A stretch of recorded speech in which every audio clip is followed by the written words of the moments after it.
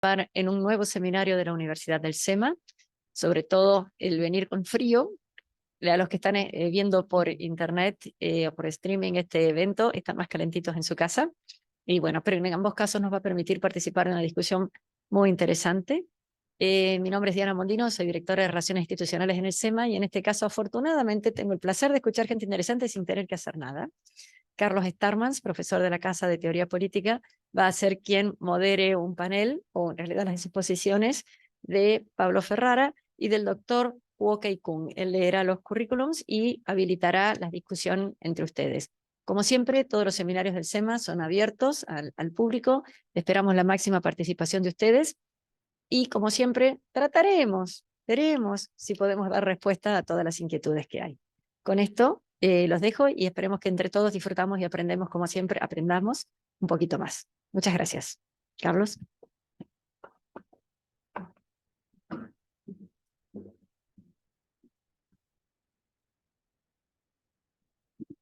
Buenos días, muchas gracias por estar presentes presencialmente en este auditorio y también virtualmente a través de Internet. Me complace como profesor de esta casa presentar esta conferencia internacional organizada por UCEMA y también por la Fundación FREE, con el apoyo de CEFAS de España, del Centro para Investigación Económica Hispanoamericana de los Estados Unidos y la Fundación para la Libertad Educativa Internacional, también de los Estados Unidos. Vamos a contar con el conocimiento de dos académicos, el profesor Woo-Kei Kung, de Taiwán, y el profesor Pablo Ferrara, de la Argentina, para abordar la competencia creciente entre los Estados Unidos y China, tanto en el Indo-Pacífico como en Latinoamérica, dos regiones clave en la dinámica de la política internacional actual y venidera. El profesor Woo-Kei Kung nació en Taipei, en Taiwán, es licenciado en filología española por la Universidad de Tamkang, máster en Derecho por esta misma universidad y doctor en Ciencias Políticas y Sociología por la Universidad Complutense de Madrid, donde también he sido estudiante, por cierto. Hice mi licenciatura en esa misma facultad.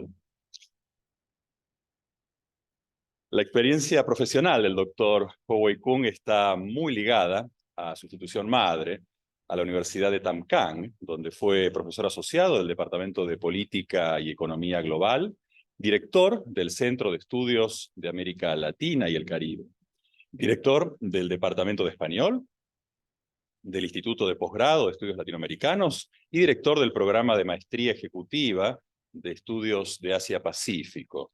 Además, fue consejero de la Oficina de Asuntos Culturales de la Embajada de la República de Taiwán en Paraguay. A lo largo del desarrollo de su vida académica, el profesor Woo-Kei Kung se ha especializado en las interacciones entre Taiwán, China y América Latina, en la geopolítica en América Latina y también en el desarrollo económico y social en nuestra región.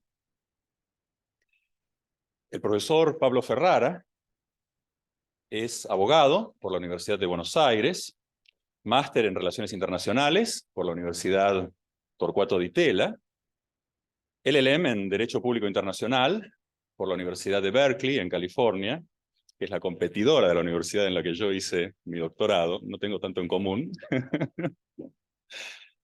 y también doctor por esta misma universidad, por la Universidad de Berkeley, en California. A lo largo de su desarrollo profesional, el profesor Ferrara integró directorios de diversas organizaciones, como el Instituto Argentino de la Energía, General Mosconi,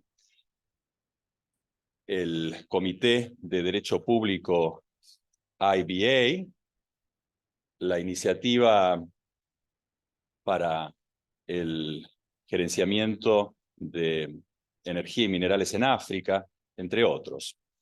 En la actividad privada trabajó y ejerce actualmente como consultor en entidades como The Gallifrey Foundation, Guidepond Advisors, el estudio Farrell, Baker McKenzie, entre otras. El profesor Ferrara también ejerció su actividad en el ámbito público, desempeñándose como asesor en temas energéticos en el Congreso de la Nación y en el Ministerio de Energía y Minería durante el gobierno del presidente Mauricio Macri. También es un prolífico escritor académico con más de 50 publicaciones, entre libros, capítulos, artículos y columnas editoriales en medios gráficos. Es un honor poder contar con ustedes en esta conferencia internacional. Estoy tan ansioso como este auditorio presencial y también virtual en poder escucharlos. Y doy la palabra al profesor Ho-Wei Kung para que haga, en primer lugar, su presentación. Muchas gracias.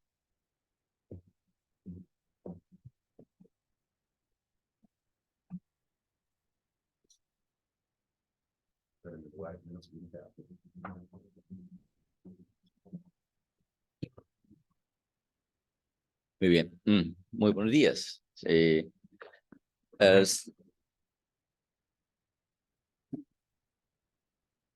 Señor doctor Carlos Sterman, el señor doctor Pablo, embajadora, y mis colegas, mis amigos de la Oficina Comercial de Taiwán en Argentina y todos los presentes.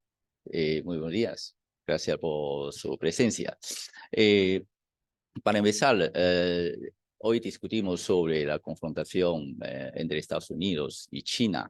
Y para mí, yo pongo mi foco en Asia-Pacífico.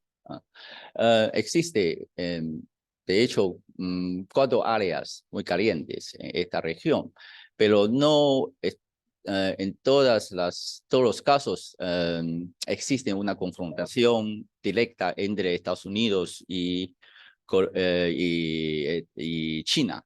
Por ejemplo, primero empezamos desde el...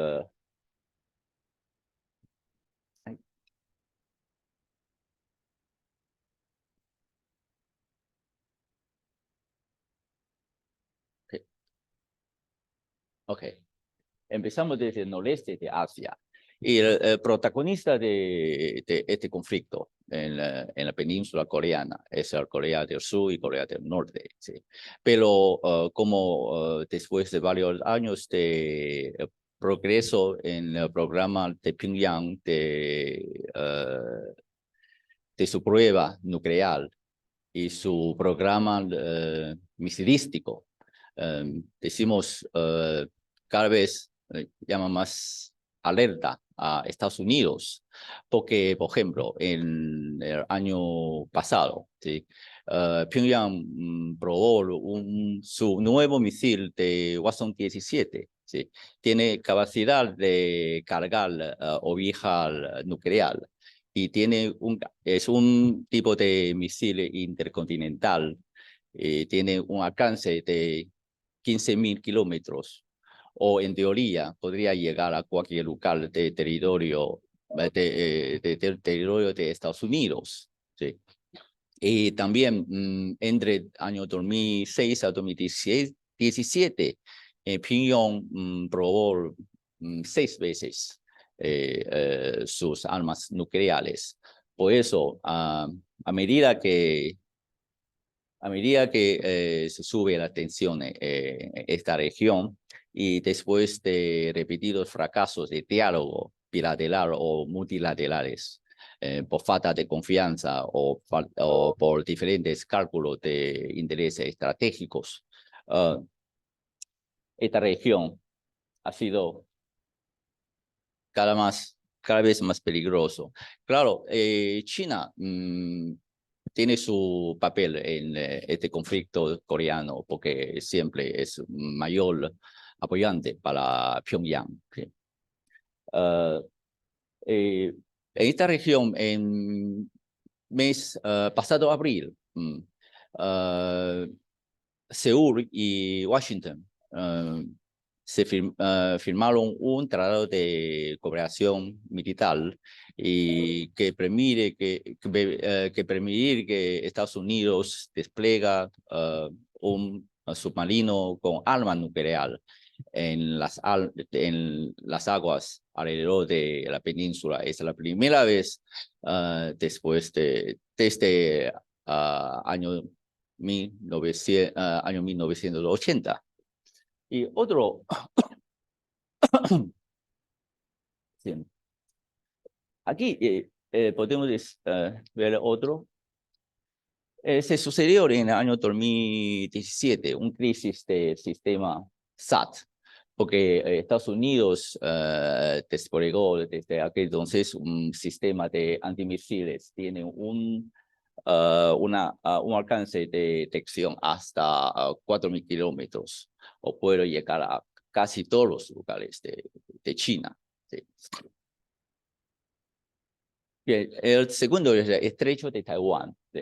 De donde yo vengo. ¿Sí? El problema principal es el acoso militar constante de China a Taiwán o su proclamación de la soberanía a Taiwán. Sí.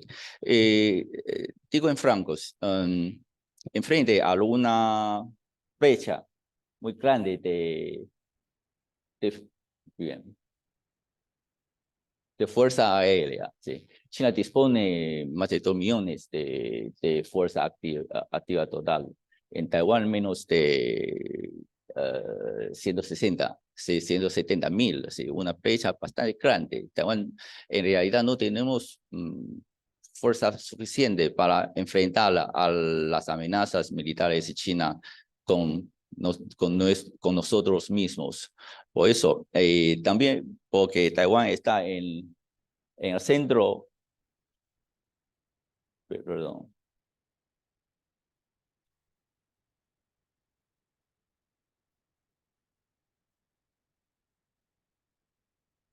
perdón, déjame un poco.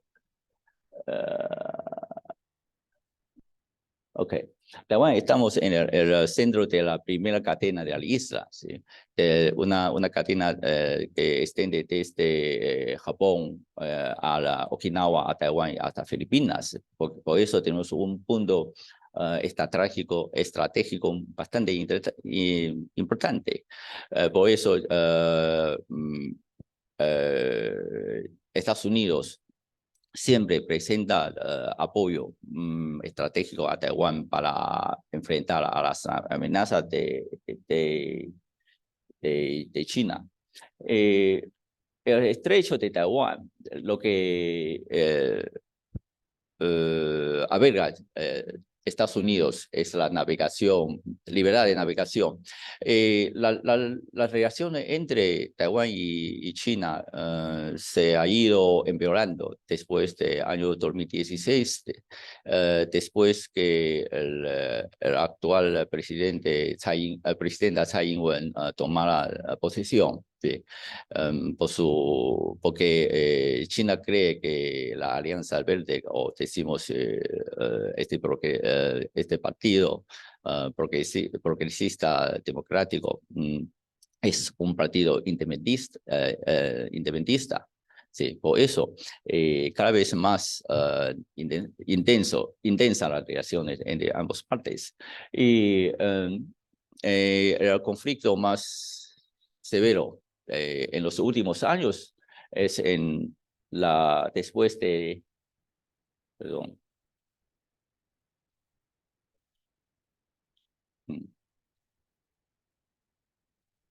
después de la visita de Nancy Pelosi a Taiwán, entonces en agosto del año pasado. Entonces, presidenta de la Cámara de Representantes de Estados Unidos. ¿Sí?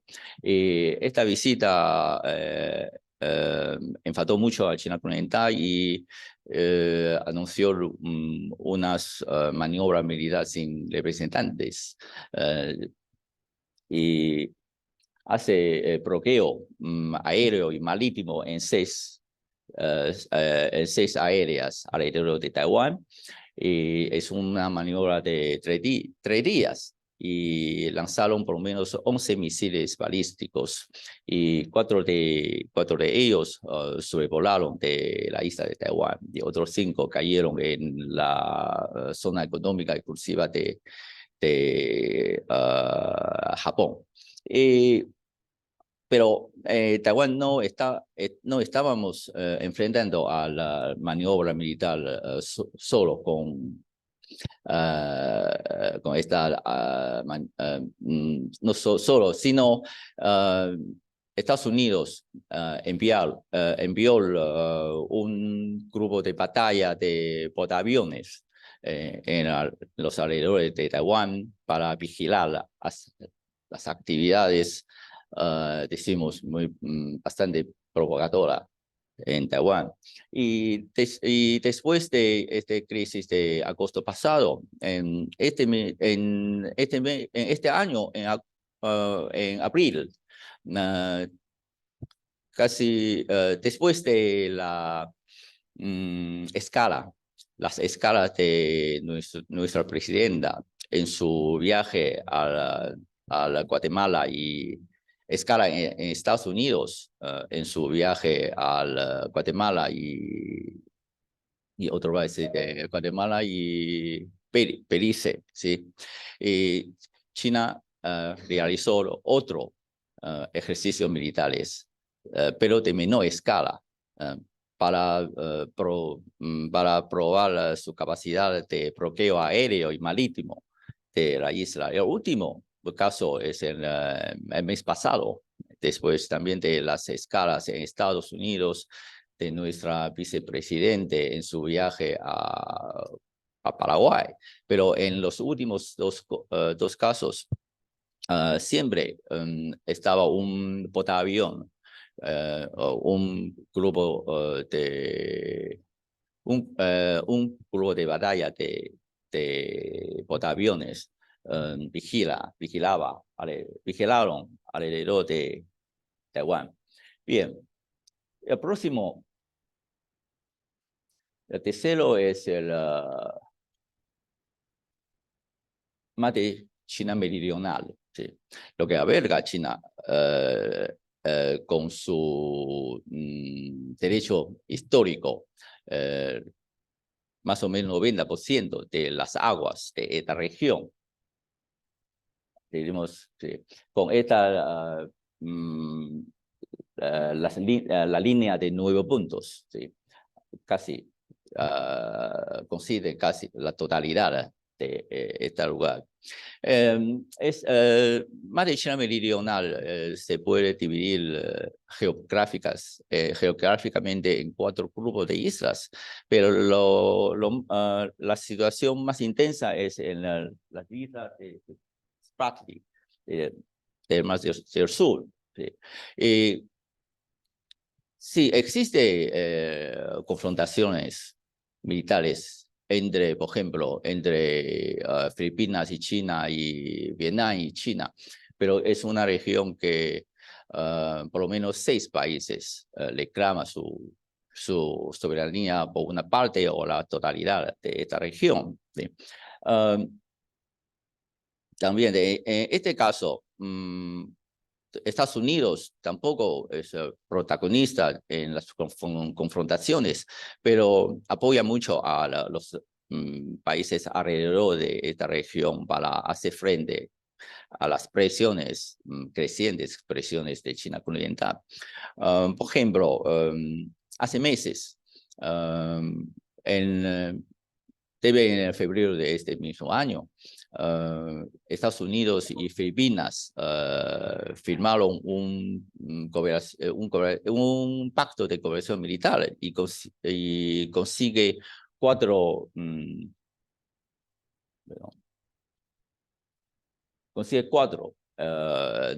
nuevas bases en Filipinas, ¿sí? 2 frente al derecho de Taiwán y otros 2 Palawan y Zambales. Está frente a la mar de China meridional. Es un símbolo que me parece una presencia una más presencia de Estados Unidos en esta región. Por último, el Pacífico insular, en comparación con los tres áreas de conflicto anteriormente mencionados, es una región en olvido por mucho tiempo. Ahora recuperó su protagonismo en el conflicto estratégico entre China y Estados Unidos. Podemos empezar desde el año 2018. En aquel entonces, cuando se celebró la cumbre de APEC en Papúa Nueva Guinea, Xi Jinping reunió a 8 países en aquel entonces que mantenían relaciones diplomáticas con China, una reunión y tiene una conclusión que subía sus relaciones hasta una asociación estratégica integral. Sí. Y luego en el año 2022, el año pasado, China logró la firma de su primer acuerdo de cooperación con las Islas Salomón. Una cooperación casi militar que permite una visita rutinaria de los barcos militares de China al puerto, y China es responsable para fomentar las policías de Salomón. Tengo dar énfasis que es el primer acuerdo que China ha logrado firmar con un país insular del Pacífico. Y también en el año pasado, durante una gira realizada por el canciller Wang Yi, China logró firmar acuerdos de la iniciativa Franja y Ruta con 6 países, por lo menos, de Asia-Pacífico. Estas actividades llamó mucha alerta, sentido de alerta a Washington. Y como respuesta, en octubre del año pasado, Biden celebró la primera reunión cumbre entre Estados Unidos y las islas del Pacífico. Y en febrero de este año, Estados Unidos reabrió su embajada en las Solomón. En mayo abrió otra nueva embajada en Tonga. Está previsto otras 2 nuevas embajadas en Kiribati y en Vanuatu al final de este año. Sí. Otro paso importante es una organización decimos revitalización de la organización de diálogo cuatrilateral. Un foro de diálogo cuatrilateral entre Estados Unidos, Japón, Australia e India. Sí. Es una actividad muy conforme a su nueva iniciativa Pacífico Índico.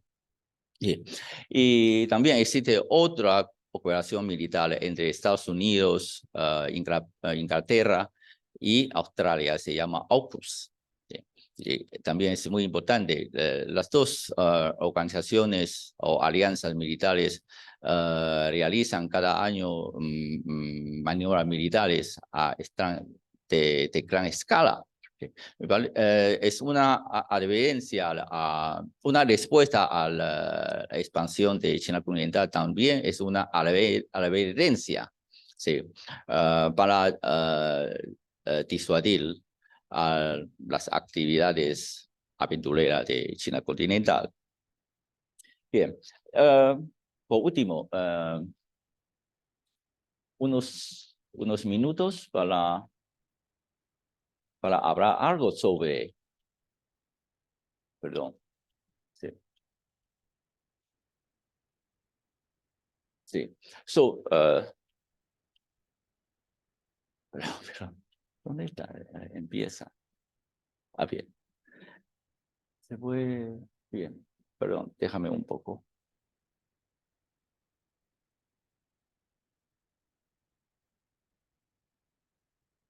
Sí, unos minutos sobre desacoplamiento tecnológico entre Estados Unidos y China.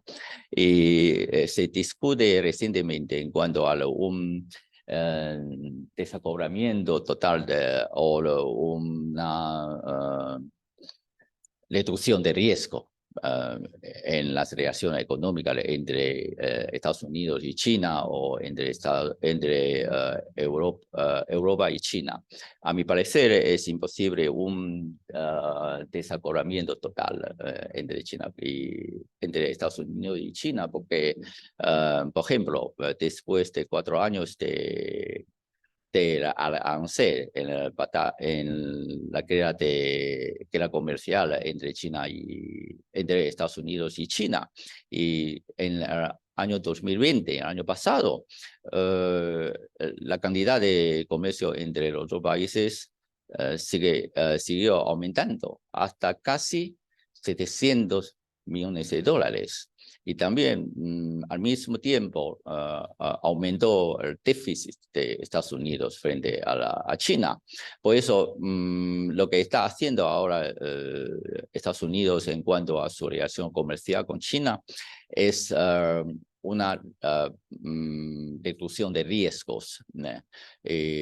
Hacer mucha fuerza para organizar una cadena de suministro o una cadena de producción industrial independiente de China. Es lo que está haciendo Estados Unidos y Europa. Pero en cuanto al desacoplamiento tecnológico, me parece es algo diferente. Perdón. Sí. Sí, el reciente desarrollo, incluido anuncios del gobierno holandés y japonés de nuevas restricciones a las exportaciones de equipos de producción de semiconductores, el endurecimiento de los controles de Estados Unidos sobre exportaciones de chips avanzados a China, resulta la creciente importancia de las restricciones tecnológicas en la rivalidad tecnológica entre Estados Unidos y China. China ha avanzado en los últimos años con la iniciativa Made in China 2025. Y tiene como objetivo transformar al país en una potencia tecnológica de primer nivel, sobre todo en los sectores de alto valor agregados como inteligencia artificial, robótica o energías renovadas, autos eléctricos, por ejemplo. Si China ha identificado la revolución tecnológica en curso como el trampolín decisivo para situarle a la vanguardia de la economía mundial, entonces Estados Unidos no ceja en su empeño de trabajar al auge de China. La estrategia de Estados Unidos contempla 2 escenarios. Sí. Primero, en suelo propio, multiplicando las medidas restrictivas contra las empresas chinas. Por ejemplo, el presidente Biden,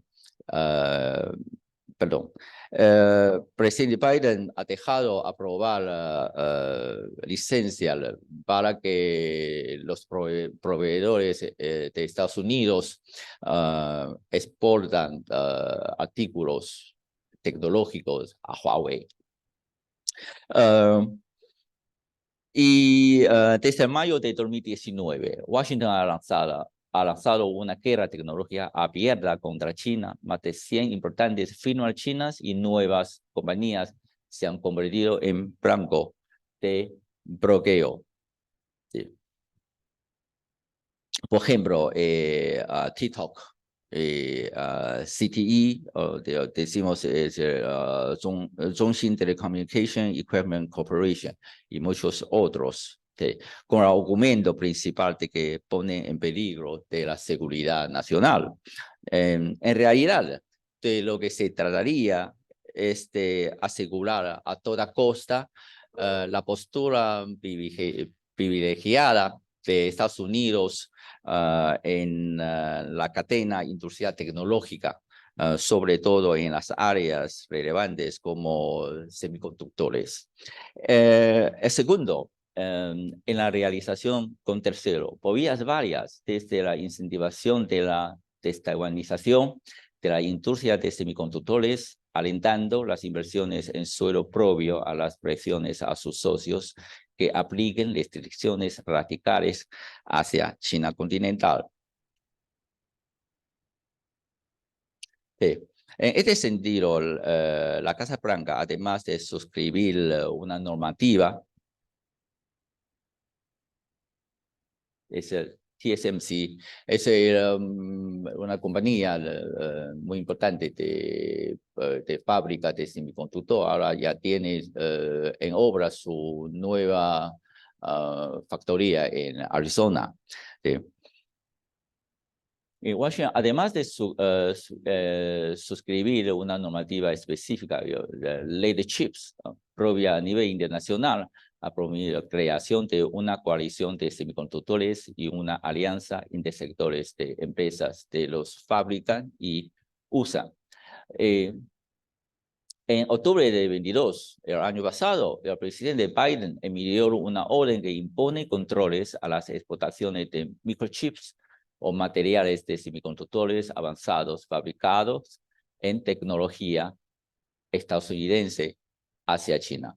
Y en enero de 2023, bajo presiones de Estados Unidos, Japón y los Países Bajos, acordaron unirse a Estados Unidos para restringir las exportaciones de equipos de fabricación avanzada de chips a Estados Unidos. Entonces, para ahorrar tiempo, no digo nada más. En suma, Estados Unidos está impulsando el desacoplamiento tecnológico con China a una velocidad más rápida de lo que muchos anticiparon. Y su objetivo es atraer a todos los aliados para que se unan a su guerra tecnológica contra China. En cambio, claro, está visto que el bloqueo ha fortalecido la determinación de China de tomar el camino de la innovación autónoma, pero es una tarea bastante difícil porque existe una brecha tecnológica, sobre todo en la producción de semiconductor entre China y el mundo occidental. Bien, es mi presentación. Sí. Gracias, muchas gracias por su escucha. Gracias.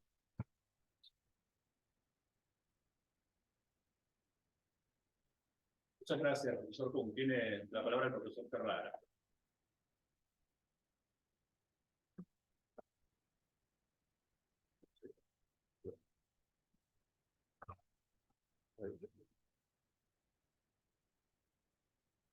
¿Está puesto? Acá está. Ahí. A ver. Bueno, buen día a todos.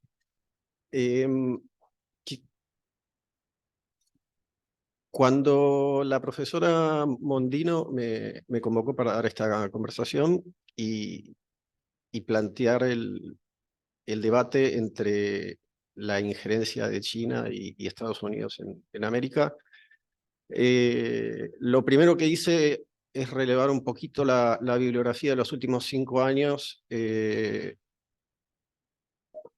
en las fuentes. Vamos a los journals, y entonces fui a los primeros 50 journals del ranking internacional de relaciones internacionales, tanto estadounidenses como europeos, como asiáticos, como africanos, etcétera, etcétera. Y me sorprendió encontrarme con que mientras en Estados Unidos y en Europa, o sea, en los journals occidentales, la relación entre Estados Unidos y América Latina había sido relegada y la situación en Taiwán también. En los journals chinos, estos dos puntos se sitúan en el centro del foco, así como el posicionamiento de China con relación al multilateralismo. Por eso planteo la primera cuestión. La primera cuestión nos lleva a definir... Epa, ¿volvió para atrás?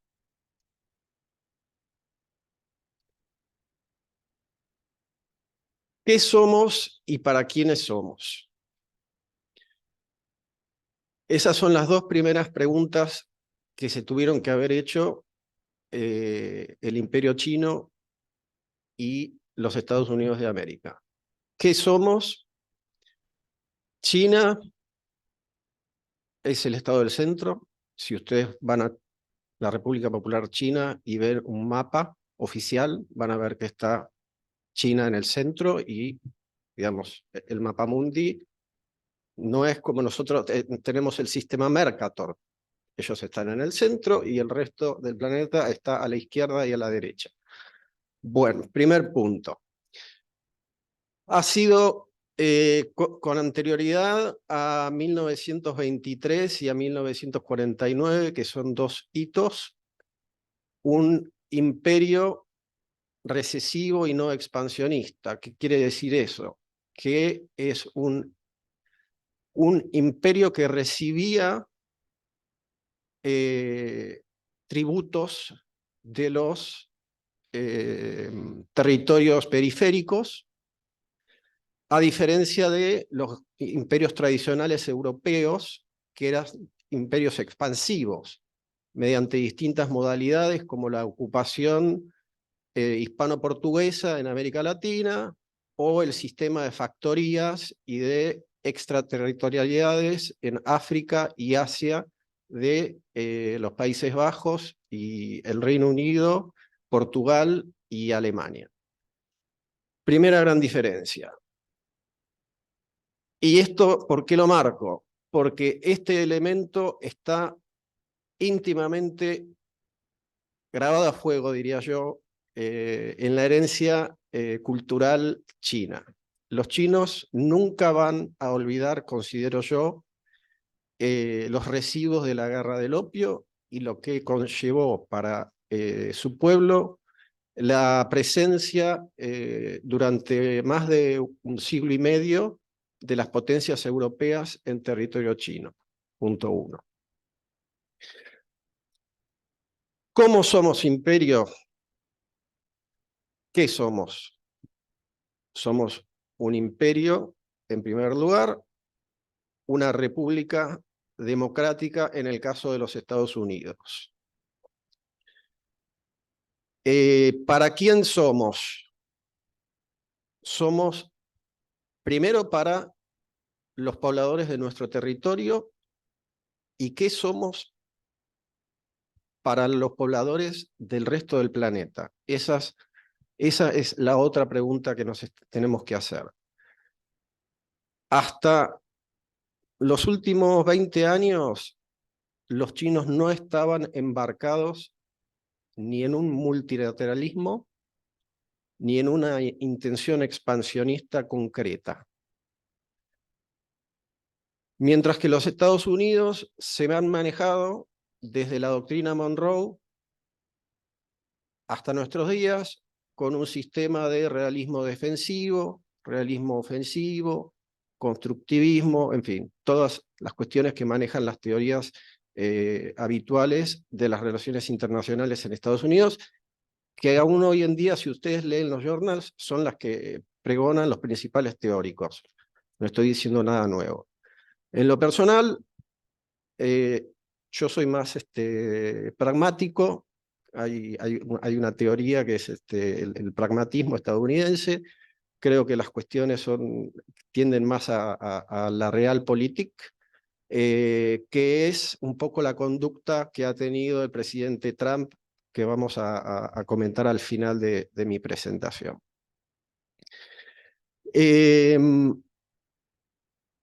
los hitos dentro de la evolución del qué somos y para quiénes somos dentro de los dos estados. En el caso de China, los grandes hitos: 1923, creación del Partido Comunista Chino; 1949, expulsión del Kuomintang a la isla de Formosa y creación del Estado de Taiwán. Entre 1949 y el reconocimiento o el restablecimiento, vamos, es lo mismo, de las repúblicas, de las relaciones diplomáticas entre Estados Unidos y la República Popular China, con posterioridad a la visita de Kissinger y del presidente Nixon entre Estados Unidos y China. La incorporación de China al sistema multilateral de Naciones Unidas mediante la participación en los distintos ámbitos o foros, léase Banco Mundial, Fondo Monetario Internacional, Organización Mundial de Comercio, UNESCO, OMS, y ni más ni menos que la Convención de Naciones Unidas de Derecho del Mar, que Estados Unidos no ratificó. Primer elemento a tener en cuenta. Estados Unidos, después de definir la modalidad, que es el punto 2,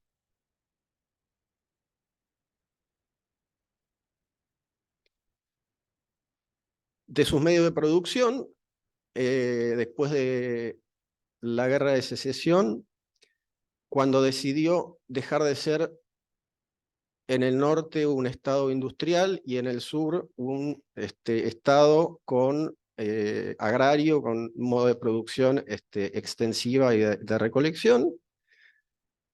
Con el sistema panamericano decidió ser un imperio encolumnado en América Latina, tratando de ejercer el control por las conferencias panamericanas. Con la Sociedad de las Naciones del presidente Wilson, se expandió por necesidad, más que por invitación, porque no pudieron resolver los europeos la Primera Guerra Mundial. Y ya en un escenario completamente distinto, con la Unión Soviética consolidada y en vías de industrialización, en la Segunda Guerra Mundial, decidieron luchar por un control hegemónico contra la Unión Soviética en todo el planeta. Y cuando digo luchar, el término luchar es decisivo porque hubo una confrontación, primero declarada, Guerra Fría; en segundo lugar, bélica, porque se desempeñó mediante el uso de armamento en distintos territorios; y finalmente, porque la diferencia de la confrontación que actualmente existe entre los Estados Unidos y China en todo el globo y en América Latina en particular, que no es una confrontación, primero, declarada; en segundo lugar, no es una confrontación bélica; y en último lugar, y esto me ha sorprendido, es una confrontación por abdicación. Y esta es una expresión que usan otros teóricos, no es mi caso. Para los chinos, los Estados Unidos de América han decidido abdicar su rol hegemónico en el sistema internacional.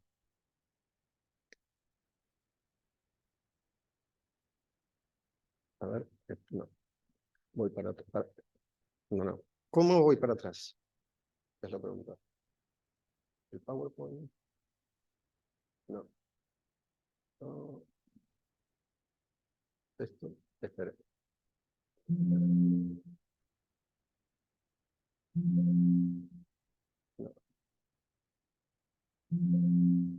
Ahora. Así voy para atrás. Perdón, hay cuestiones técnicas.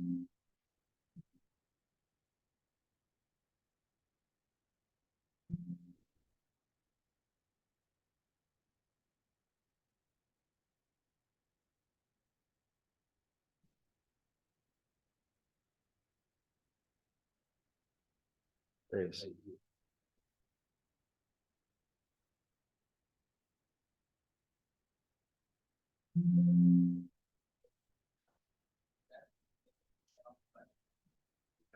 Sí, sí.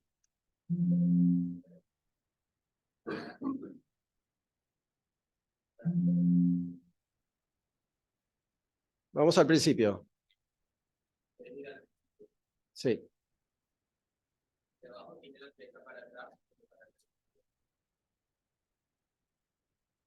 Ok, y el de arriba avanza. Eso. Bueno. ¿Cuáles son las cuestiones que tuvo que resolver Mao? Tres grandes figuras: Mao, Deng Xiaoping, Xi Jinping.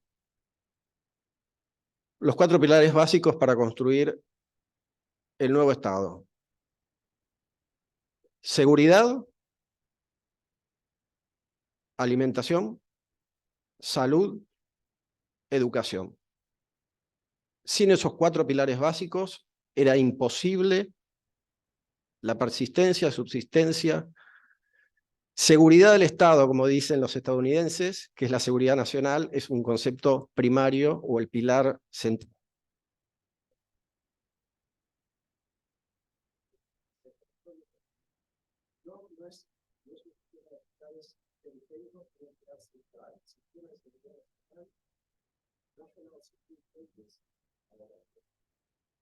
Bueno, ¿en qué se enfocaron los chinos a lo largo de un siglo en aumentar el PBI?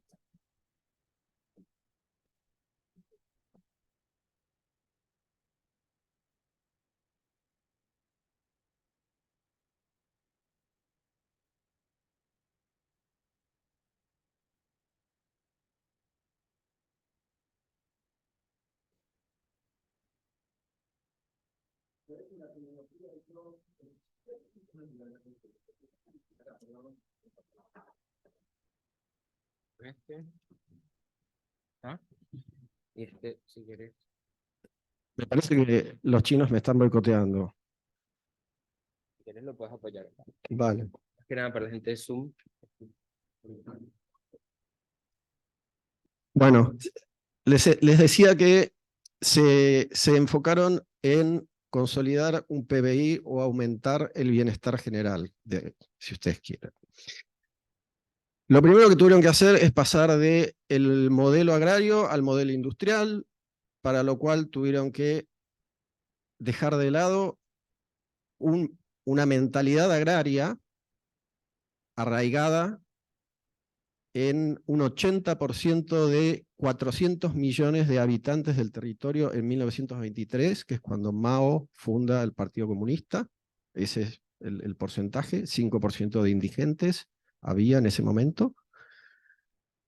A través de una revolución cultural y de la masacre o genocidio, como ustedes quieran denominar, de aproximadamente 63, 64 millones de personas, que es más que el total de la población de la República Argentina, para que ustedes sepan. Es el segundo genocida de la historia de la humanidad después de Guillermo II de Bélgica.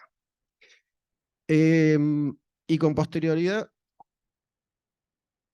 a estas masacres realizó la Revolución Cultural y con posterioridad restableció las relaciones diplomáticas con Estados Unidos y con posterioridad en un sistema de expansiones y recesiones tomó relación con el resto del mundo, incluyendo América Latina.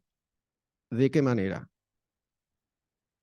Enviando estudiantes a América para formar a sus profesionales que en segundas y terceras y cuartas generaciones fundaran universidades en China para los chinos. Ese fue el primer paso, principio de la década de los 80. Hasta los 80 no había alumnos chinos en los Estados Unidos de América o en América Latina. Cuando yo estuve en Berkeley, 1/3 de los LLMs eran chinos. Por eso la presidenta de los LLMs era china. Esa es la realidad. En la actualidad hay estudiantes chinos en toda América Latina, hay programas de intercambio de China en toda América Latina y hay un programa de culturalización china en toda América Latina, representado por la Academia Yenching. Esa es la institución básica, ¿sí? Que es el equivalente, si ustedes quieren, al programa Fulbright de los Estados Unidos de América. Creo que es lo más parecido de todos los modelos que tienen los estadounidenses. En el caso de Estados Unidos de América, establecieron el modelo industrial. Con posterioridad a la Segunda Guerra Mundial ya habían consolidado su hegemonía, su crecimiento en el PBI, su planteo con relación al resto de las naciones y su participación en el Consejo de Seguridad. El crecimiento del PBI sostenido en los últimos 20 años. Como verán, la tendencia es que para el 2030, 2050, China va a ser el estado con mayor PBI del mundo. Eso es lo que todos los indicadores nos arrojan. Tiene un crecimiento entre el 6 y el 8% anual, que es superior al del 4% de los Estados Unidos de América, que tuvo durante la presidencia del presidente Reagan un programa de la CIA que establecía que China no podía tener ningún indicador por encima del de los Estados Unidos de América. Con la caída del muro de Berlín, este programa se desmanteló. Me consta porque un ex miembro de la CIA me contactó cuando estaba en Harvard y me habló de este programa, no me acuerdo el nombre del programa. Pero también nos da un indicio de la conciencia de las teorías conspirativas en los Estados Unidos de América, que ustedes saben han estado presentes en todo momento desde la Segunda Guerra Mundial, con el macartismo y con otras tendencias en los Estados Unidos, que se proyectan hasta nuestros días. ¿Cómo se proyectan hasta nuestros días? Cuando el presidente Biden envía a Sullivan para hablar con el presidente de la Cámara de Diputados, Sergio Massa, acerca de la presencia de la República Popular China en distintos ámbitos de injerencia de la República Argentina, como ser bases militares, las actividades de los chinos en el sudoeste del Atlántico, en el cuadrante 41, etcétera, etcétera.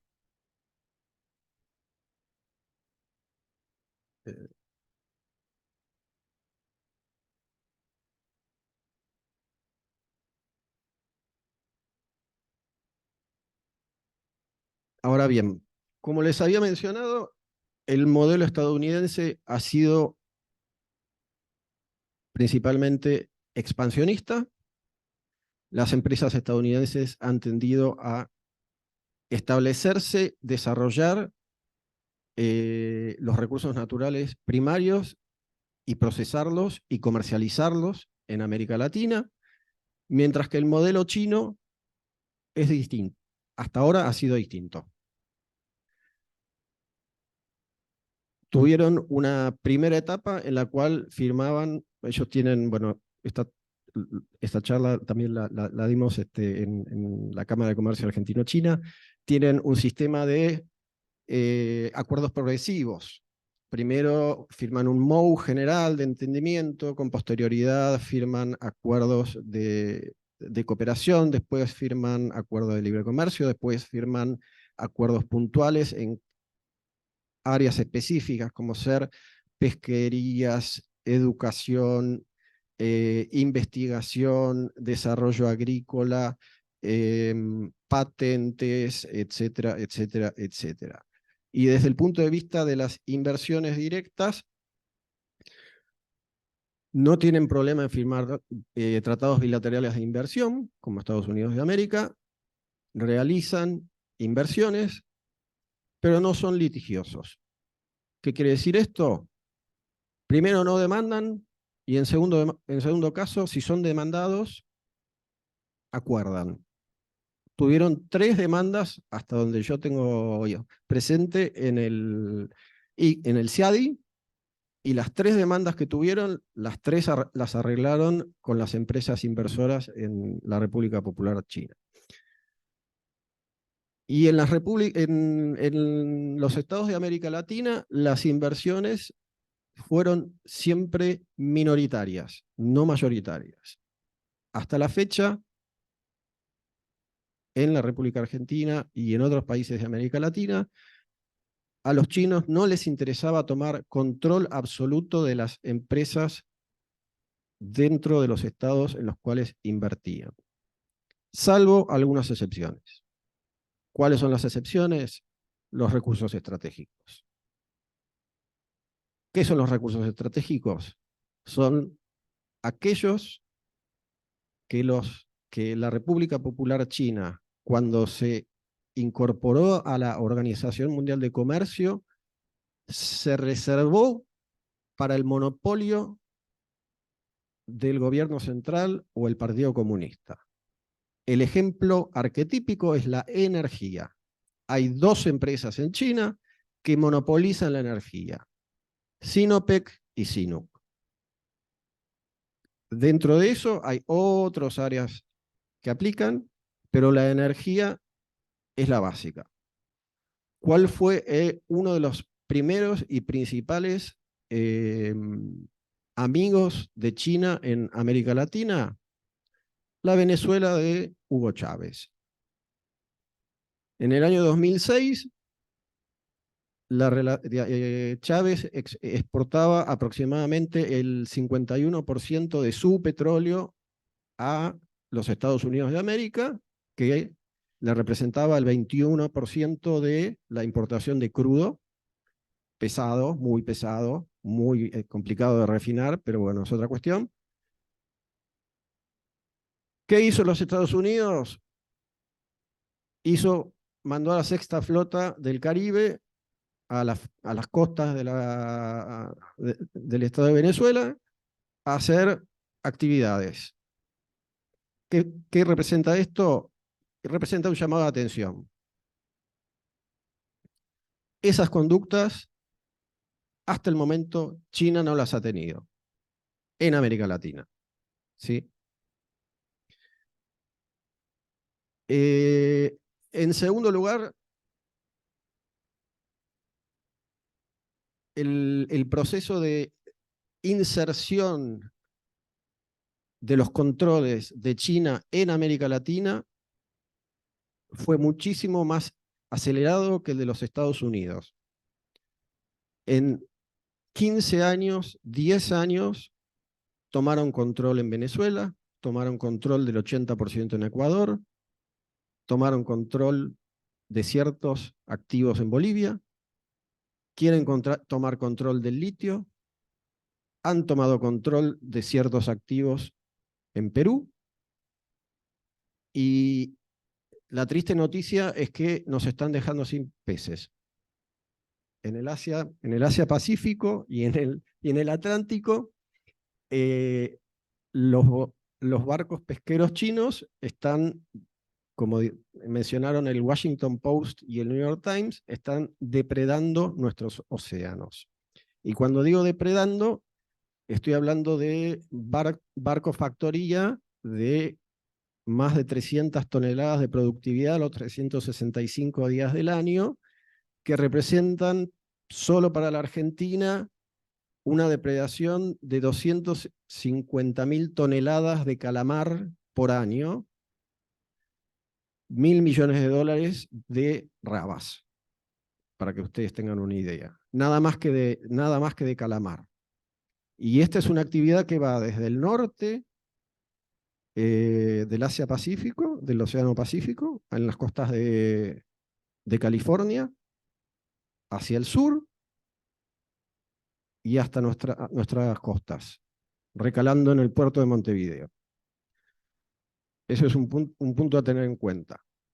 Entonces, recursos estratégicos, alimento, como yo les dije. Ahora bien, ¿cómo han recibido los estados de América Latina las inversiones de China y de Estados Unidos? Esto se refleja en la generación de trabajo. Bueno, este gráfico lo saqué de uno de los cuadernos de Chimex, efecto neto total. Este es el efecto chino y este es el efecto de los Estados Unidos. Bueno, obviamente hace 150 años que Estados Unidos actúa sobre América Latina, ha tenido mayor efecto, pero China en 15 años ha generado cerca de un cuarto de lo que ha generado los Estados Unidos de América. El impacto comercial, tanto para México como para la República Argentina, China ha devenido el primer socio comercial y no es el único caso. Ha establecido fuertes lazos con Brasil, con Rusia, con la India y con Sudáfrica, también en el marco del multilateralismo. En el caso de Brasil, ha establecido fábricas de autopartes, no en el caso de la República Argentina. En el caso de México, ha establecido fábricas de telefonía celular, no es el caso de la telefonía de la República Argentina todavía, pero poco a poco se está insertando en la generación de mano de obra calificada, de productos elaborados, y no en la explotación de recursos primarios. Ahora bien, si genera fuente de trabajo y genera exportaciones, la pregunta que se hacen los chinos, ¿soy para quien soy? Y esta es la imagen de opinión pública global que tiene China y Estados Unidos, que define básicamente que en los últimos 5 años, aún a pesar de todo, los Estados Unidos de América son mejor vistos en América Latina que la República Popular China.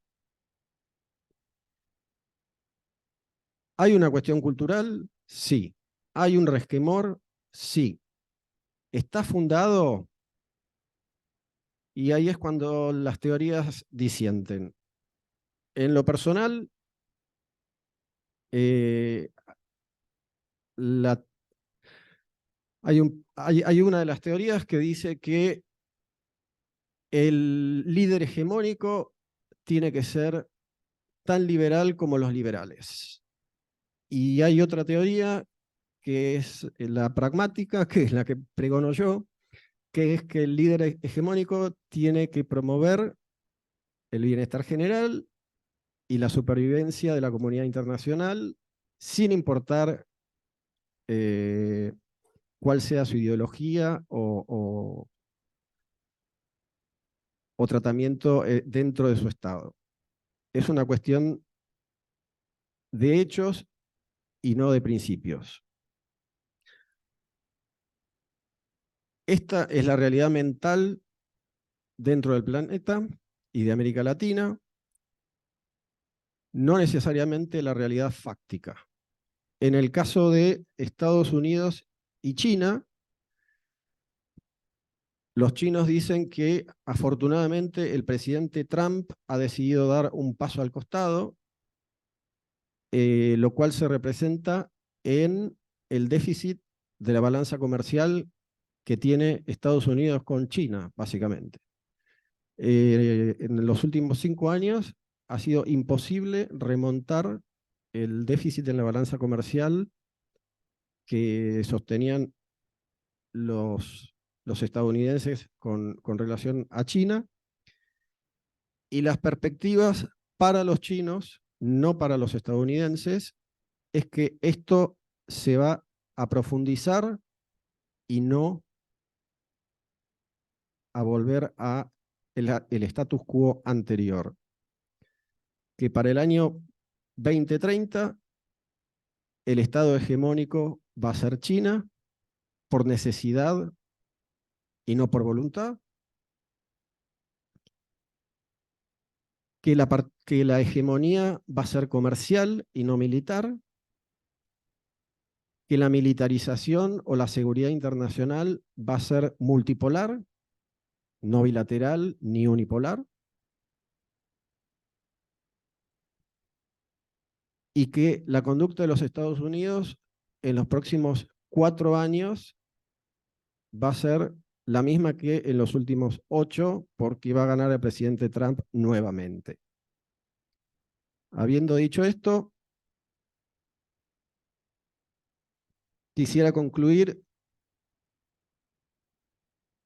Primera conclusión: la conducta de China es una paradoja o un oxímoron.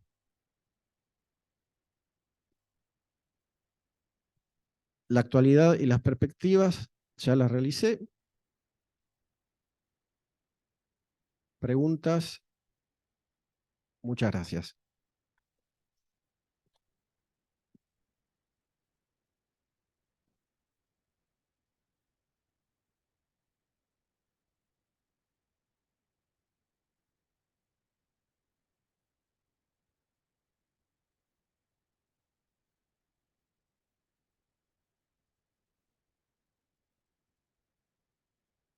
Micrófono.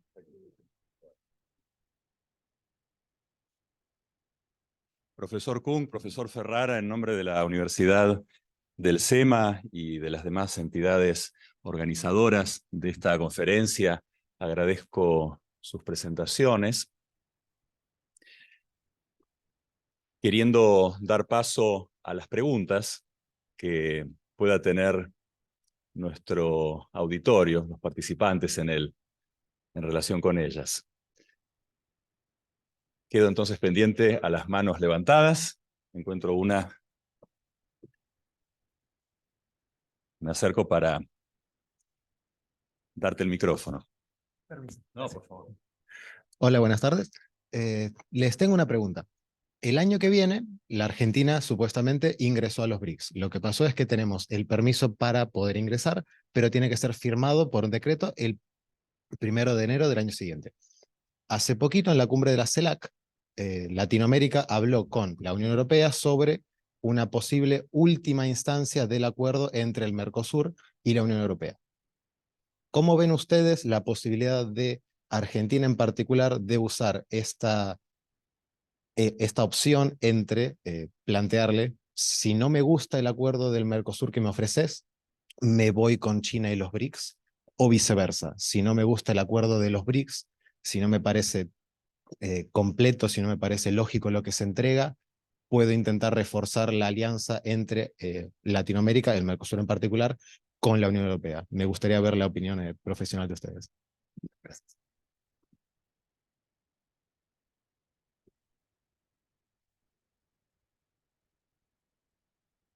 Bueno, esa pregunta me hicieron hace poco.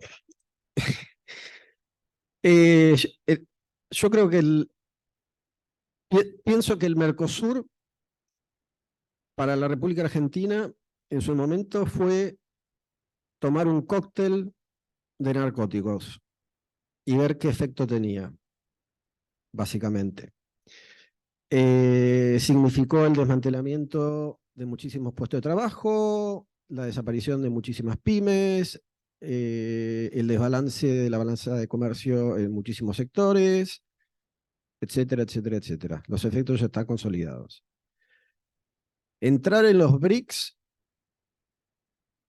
fue básicamente una conducta infantil, ya no adolescente, porque el suicidio es como decía Freud, es una tendencia adolescente.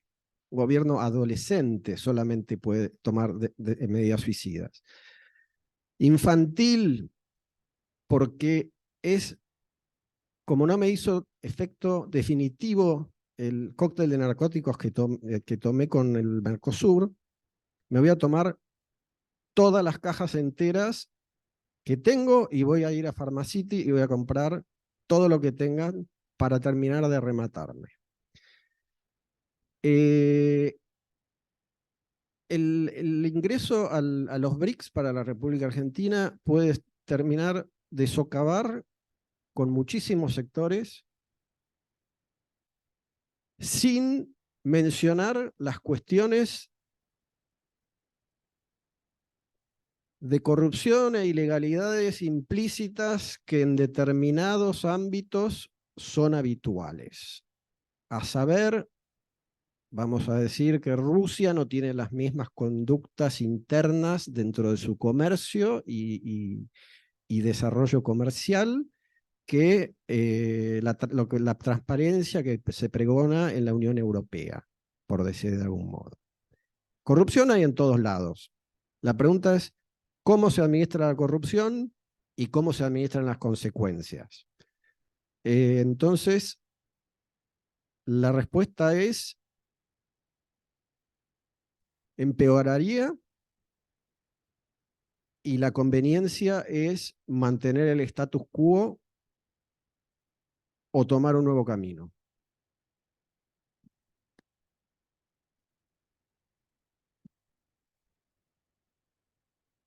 Para mí, el BRIC, como ha dicho el señor Don Pablo, es una organización bastante infantil. Para mí es imposible que se forme algún día o a mediano plazo como un grupo de libre comercio. ¿Sí? Y ahora sí, para entrar a Argentina. Y primero tenemos que saber la característica de BRIC. ¿Sí? 5 países con, con, nivel de desarrollo bastante existe mucha heterogeneidad de etapa de desarrollo entre los países. Y Rusia ahora está en una etapa de decadencia.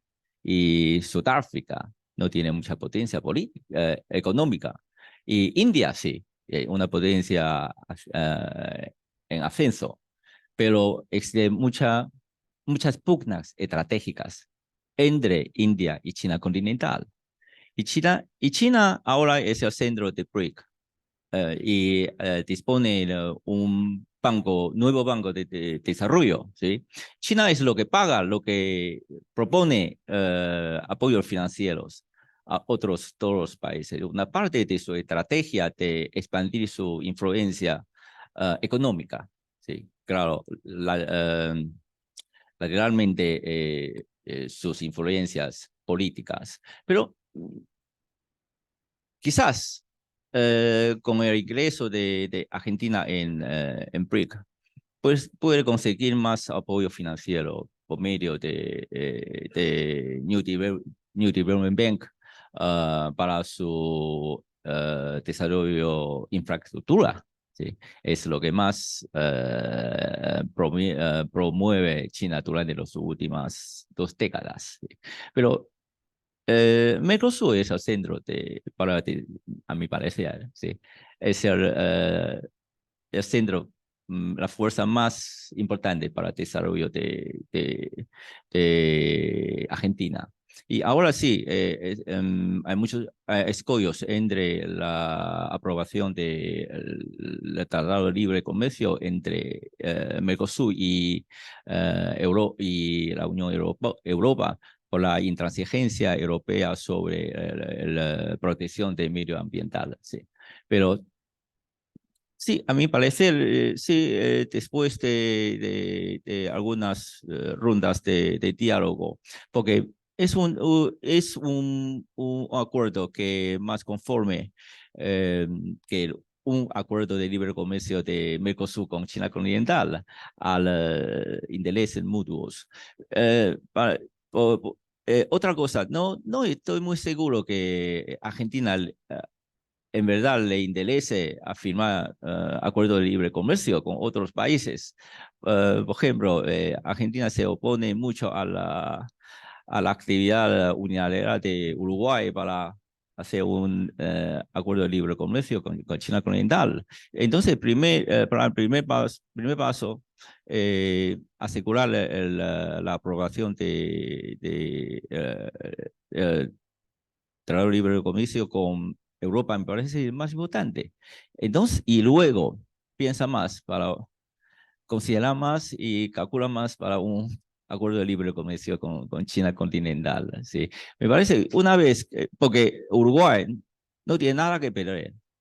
¿Sí? Es un país pequeño, no tiene nada que perder después de una firma de la firma de un acuerdo, un posible acuerdo de libre comercio con China. Pero Argentina es diferente. Si Argentina desea un desarrollo industrial en el futuro, no, no exporta demasiado los productos agrícolas o material. Entonces, mejor que no firme el tratado de libre comercio con China continental. Es mi opinión. Gracias. Muchas gracias. Imagino, sí, tenemos otra pregunta entre los participantes.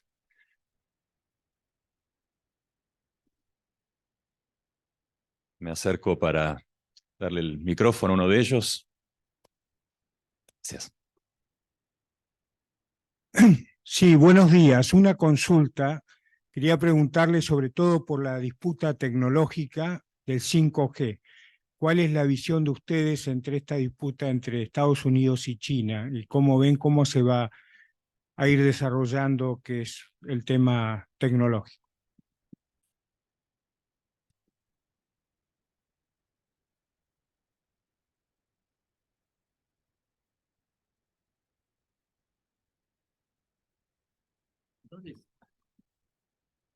Sin ninguna duda, Estados Unidos va a hacer más para endurecer las restricciones tecnológicas, por ejemplo, en las exportaciones de chips o hasta máquinas de la fábrica de semiconductor a China continental. Ahora, en este año, Japón y Holanda, ¿sí? Los dos países con muy alto nivel de tecnología de los equipos de fábrica de semiconductor, han puesto limitaciones bastante severas para exportar los artículos avanzados a China continental. Los tres países van a hacer más, seguro, van a hacer más. Y como digo, sí existe, a mi modo de ver, una política de desacoplamiento tecnológico entre entre Estados Unidos y China continental. Sí. Y ahora Estados Unidos ha reunido con éxito a otros dos países importantes, los Países Bajos y Japón. También Corea del Sur y Taiwán están en esta alianza. Sí. En un futuro visible, Estados Unidos hará más este aspecto. Pero en el comercio es otra cosa. Una política de reducción de riesgos. ¿Sí? No tan fuerte como en el sector tecnológico.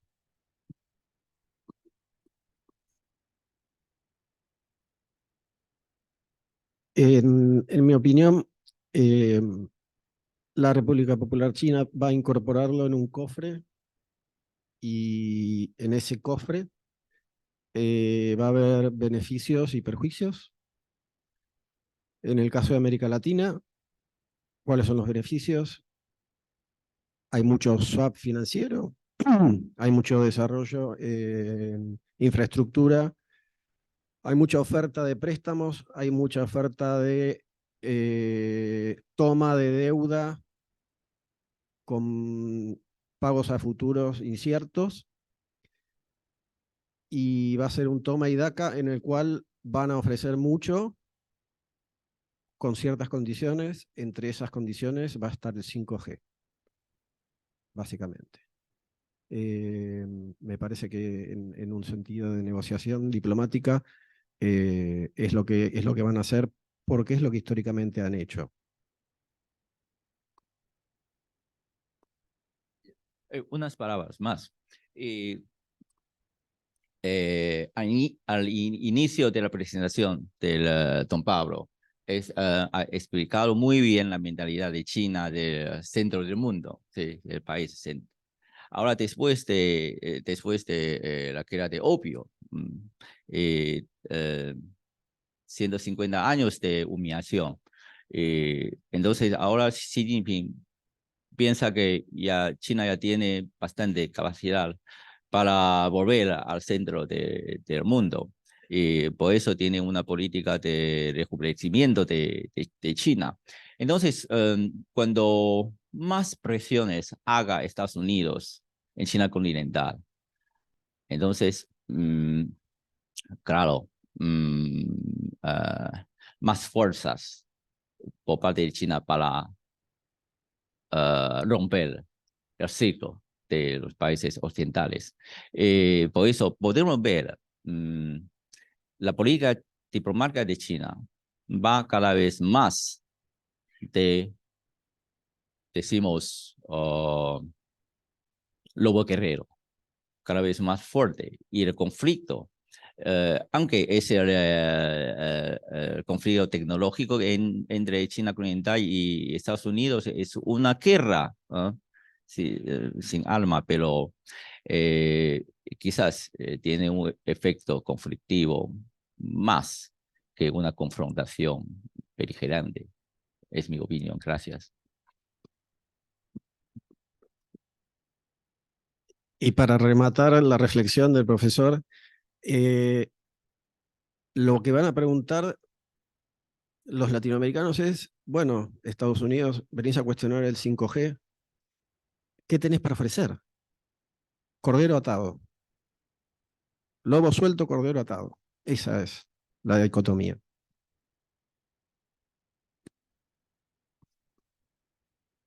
¿Alguien tiene otra pregunta entre los participantes? Gracias.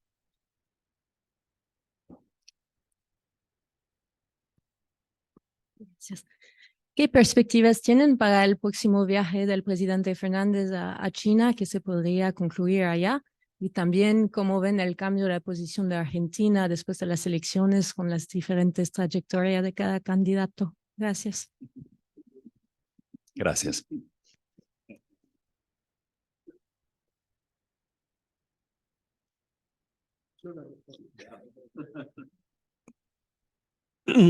Bueno, sin faltarle el respeto a la institución, el viaje del presidente Fernández es el uso de los últimos pasajes que le quedan.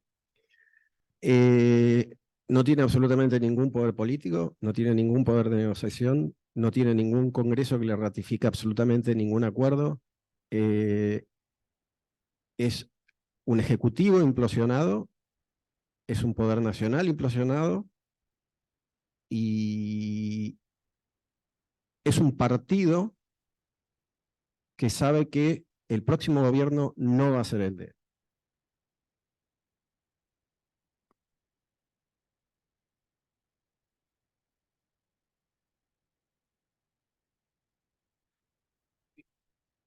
Quería agregar algo. Pero no sé por qué Fernández va a China dentro de poco, ¿sí? Quizás es un viaje de graduación o algo, ¿sí? Porque de todo modo va a salir. Y usted ha dicho, sin acuerdo, no va al final acuerdo, o va a hacer nada, ¿sí? Quizás, no sé, porque ahora para su último viaje, sí, un viaje de graduación. Muchos presidentes, antes de terminar su mandato, van a hacer un viaje Bastante lejos, sí, de Brasil. Gracias. ¿Alguna otra pregunta entre los participantes?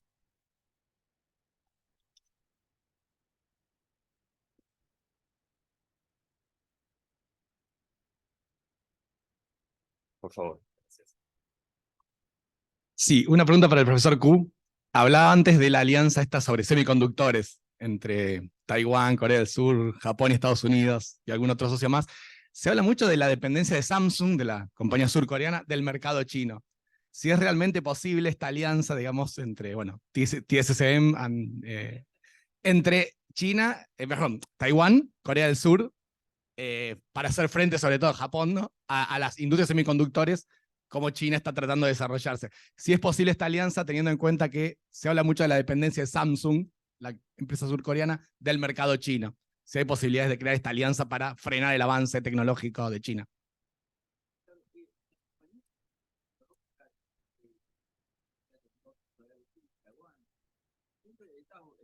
Una situación de competición. Existen competiciones muy fuertes. No tiene relaciones de alianza entre las compañías de todos los países. Y Samsung anteriormente se enfocó mucho a su expansión en China continental, pero después de mayo de año pasado, y con la toma de posesión de Yoon Suk-yeol, ¿sí? El país ha cambiado su política con una política más agresiva hacia China continental. También Estados Unidos ha puesto muchas presiones para que Corea del Sur no presente tantos, decimos, artículos tecnológicos a China continental. A corto plazo o a un plazo de 4 o 5 años, quizás bajo presiones de Estados Unidos, bajo esfuerzos estratégicos de Estados Unidos, Taiwán, Corea del Sur, Japón y algunos países europeos van a formar una alianza, pero explícita en sector tecnológico para hacer más despacio el desarrollo de China continental. Claro, Estados Unidos es el país que gana más en esta alianza, porque lo que quiere es cortar su postura privilegiada en la producción industrial tecnológica. Pero todos los otros países, por ejemplo, Taiwán, ¿sí? Podemos, por medio de este modo de alianza, quizás puedo hacer más despacio la capacidad, el ritmo de desarrollo tecnológico de China continental, mejor para la paz del estrecho de Taiwán. Es lo que me parece lo que queremos. Muchas gracias.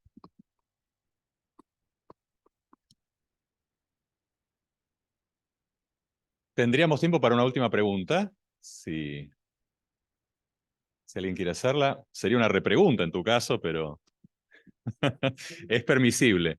Nadie ha levantado la mano, así que...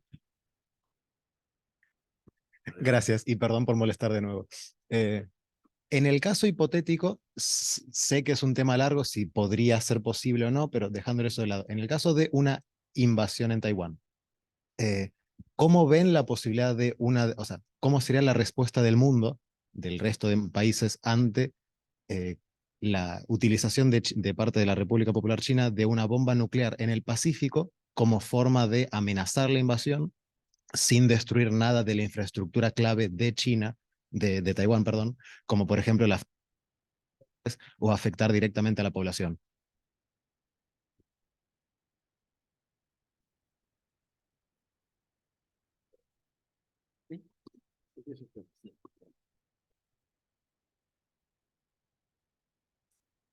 En Asia Pacífico, más o menos podemos prever las reacciones de países vecinos de China continental una vez que ataca a Taiwán. Sí.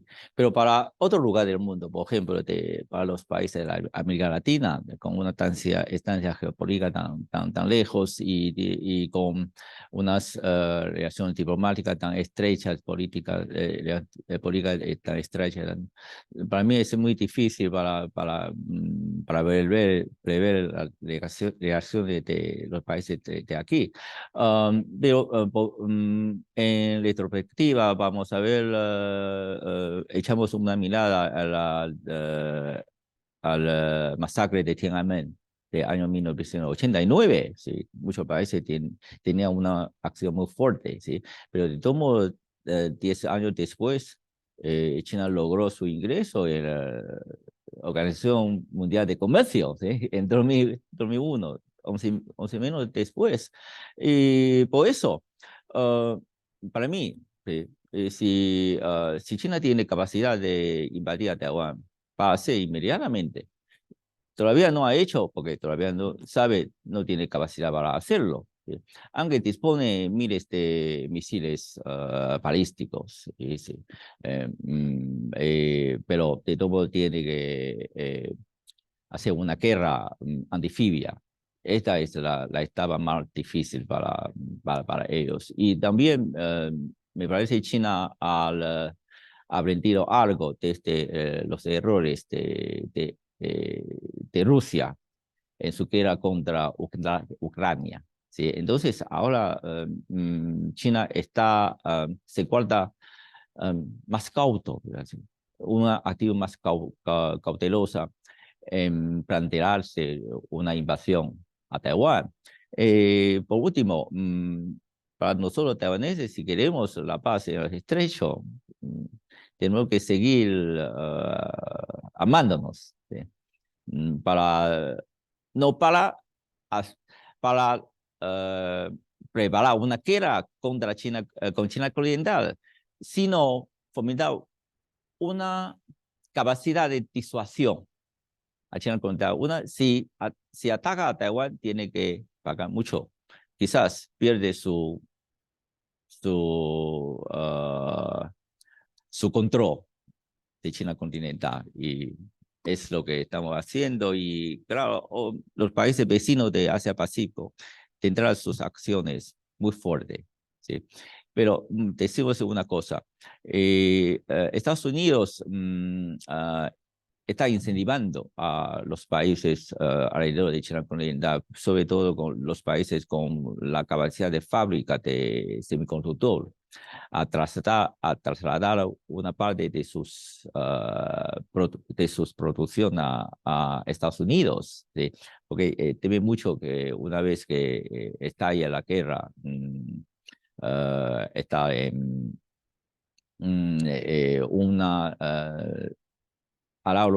una ruptura total de la cadena de suministro, ¿sí? Y por eso, la capacidad tecnológica de Taiwán para mí es una escudo importante para lograr apoyo de los países para disuadir conjuntamente el intento de China continental para realizar unas actividades aventureras. Gracias. En efecto, dos elementos disuasorios. En primer lugar, el 64% de los chips que se usan en todo el mundo son producidos en Taiwán, con lo cual si hubiese una guerra de aniquilación taiwanesa, nos quedamos sin computadoras, básicamente. Punto uno.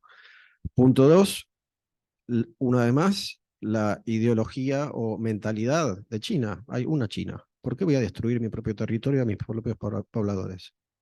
¿Sí? Han hecho tanto hincapié dentro de la política exterior del reconocimiento de ese concepto, receptado en el 2002 por el presidente Dualde y consolidado por Cristina Fernández de Kirchner. ¿Por qué van ahora? Es como si nosotros tiráramos una bomba atómica en las Islas Malvinas. Exactamente el mismo concepto. No queremos devastar un territorio y volverlo inhabitable, solamente para sacarnos el despecho de una situación. La mentalidad china es distinta, es una mentalidad más atemporal, es una mentalidad de eventualidades. Eventualmente sucederá. ¿Cuándo? No lo sé, pero es cierto. Esto es una diferencia etimológica. Eventualmente, eventually en inglés, quiere decir en un futuro incierto, pero seguro. Eventualmente en español puede decir algo que puede suceder como no puede suceder. Bueno, en el caso de la reunificación, los chinos continentales consideran que es seguro. ¿Cuándo sucederá? En algún momento. Hay otras cuestiones que son más importantes en este. Bueno, vuelvo a darles las gracias en nombre de la Universidad del SEMA y de las entidades organizadoras de esta conferencia a los dos expositores, al profesor Kung y al profesor Ferrara. Y me permito darles, sobre el final, una buena noticia a los que están siguiendo de manera presencial esta conferencia. Tenemos un desayuno con café y medialunas en el segundo subsuelo. Lamentablemente, los que la están siguiendo de una manera virtual no pueden aprovechar esta ventaja. Muchas gracias por haber estado presentes, participando. Gracias.